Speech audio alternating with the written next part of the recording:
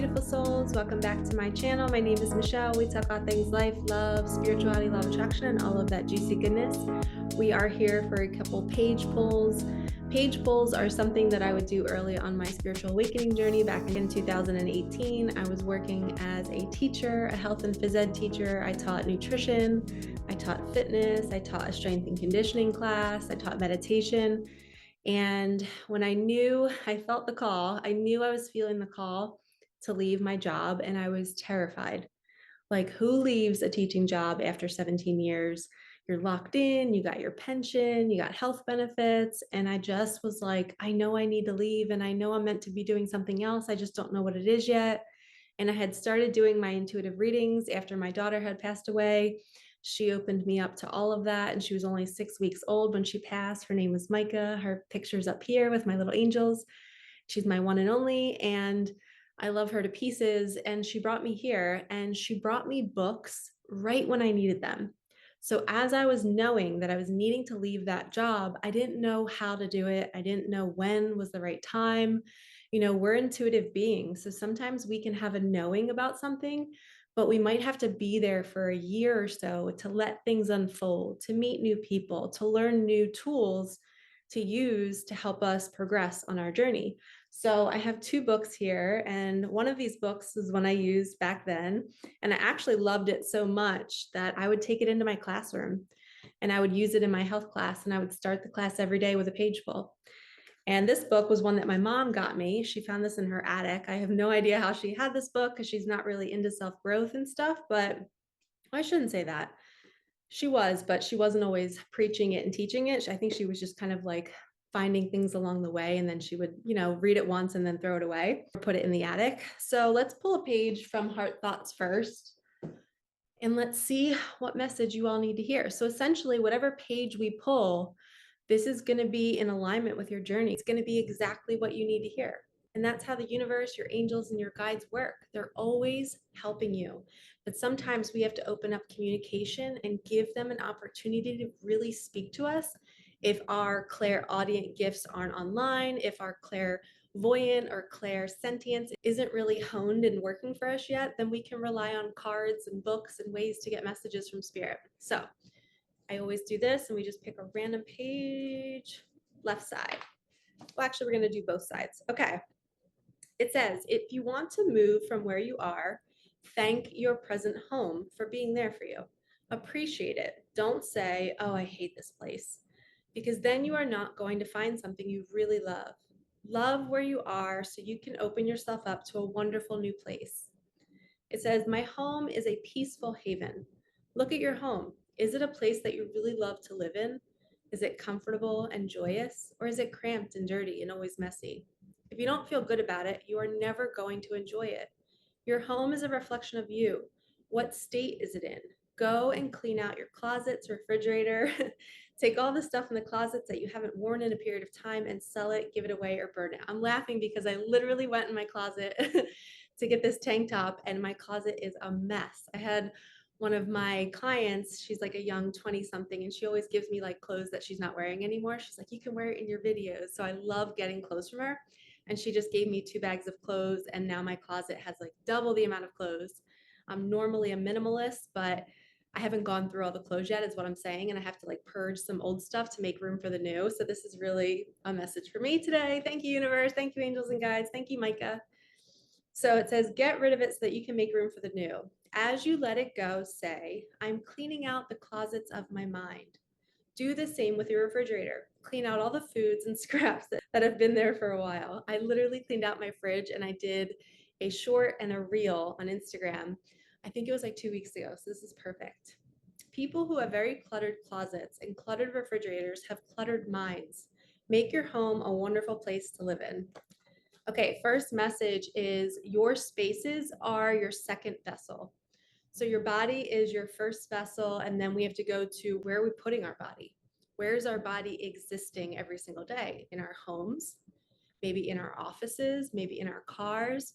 Well, whatever space you're in the most, you're being guided to cleanse it, to get rid of any old energy, maybe spray everything with lavender water, use Palo Santo, use sage. Do a deep cleanse this week and really feel like the energy has lifted. I like to really declutter every once in a while. My house is not cluttered at all. I'm super minimalist. But sometimes, like even on my countertop, like I'll just clear the whole counter and I'll live like that for like 1 week. And then I'll put the things back. But it just does something to your energy when everything is just cleared. You're telling the universe, I'm ready. Bring it to me. I am so ready. And sometimes, if you're not changing any part of your daily routine and the universe sees you moving through your day, doing the same thing over and over again, your space looks the same, your car looks the same, we have to eventually throw a wrench into the wheel and do something different. So, first message, clean your spaces, clear your mind. Okay, next message, which is my favorite book ever. And what I was going to say about this book is even the back fell off. Is this kept me alive when I was going through that hard time of not knowing, like, how am I going to leave my job? What am I going to do for money? Like, what is everybody going to say? I would pull pages from this book every single day, and it literally brought me perfect guidance to leave my job. So we're going to pick a page. Okay, these are all dated, so I'm going to share the date in case it's somebody's birthday. It's April 20th. Loving yourself will make it better. Are you feeling powerless? Have circumstances taken a turn you don't like? Do you feel there's nothing you can do to make today better? One power that's always available to you is the power to love yourself. Sometimes we feel powerless. We have circumstances in our lives we simply cannot change, no matter what we do to create something different or to move the situation along. We can't get another person to behave differently. We can't seem to change something at work. We can't do much about our money situation, at least not at the moment. Nothing in life seems to be going our way. It's not that we're doing anything wrong. We aren't off our path or neglecting a particular lesson. The energy of that particular time in our lives is frustrating. There is no action that we can take to change our circumstances. All we can do is surrender to the circumstances, accept what's happening, and stay in the moment. So, can you imagine getting this message if you've been feeling like your intuition is telling you to leave something or to do something, and then you get this message and it's like, it's not time yet, it's okay, and you're not, nothing's going to bypass you, nothing's going to go beyond you, okay? But this is why I would pull pages, because I'm like, yes, I needed to hear that today. It's okay to stay where you are. You're not doing something. That's your anxiety and your ego trying to grab the wheel and go against spirit's guidance, okay? So it says, during those times, there is one action we can take that will help. We can love ourselves. When we can't do anything about the world around us, when we can't even seem to do much about ourselves, we can always, always love ourselves. When all of our powers seem stripped away, we can practice the power of self-love. It's one power no one can take away.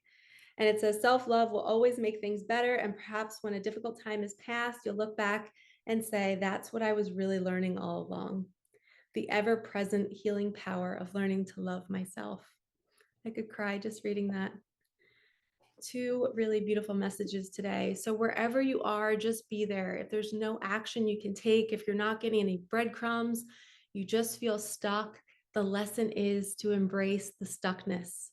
You're perfect. You're exactly where you're meant to be. You will wake up one day and it will be time. Trust me.